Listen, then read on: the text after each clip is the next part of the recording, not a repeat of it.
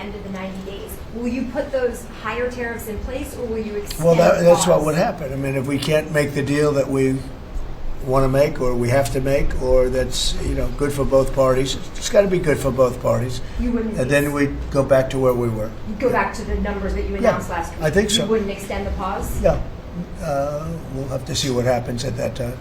Thank you, Mr. President. You said yesterday you were considering some exceptions for companies. Can you talk about what you're considering? And then also on the reciprocal tariffs, you said they'd be substantially lower.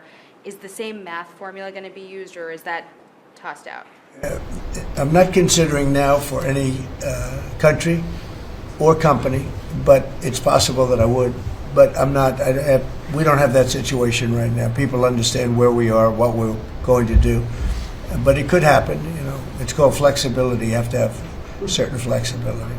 Mr. President, on the 10% tariff, is that a basement? Is that the floor? That's a baseline. Can countries negotiate that to bring that It depends down? on what they're adding. Some countries we have massive deficits with, or they have big surpluses with us, and others it's not that way. So it depends.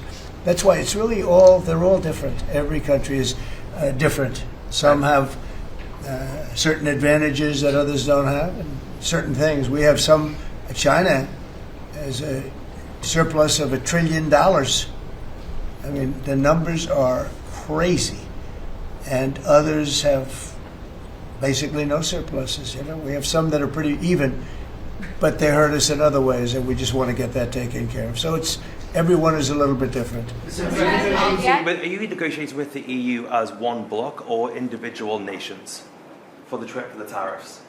We're looking at it as one block. They've been very tough, but they were very smart. They were ready to announce retaliation, and then they heard about what we did with respect to China and others, but China, and they said, we're going to hold back a little bit.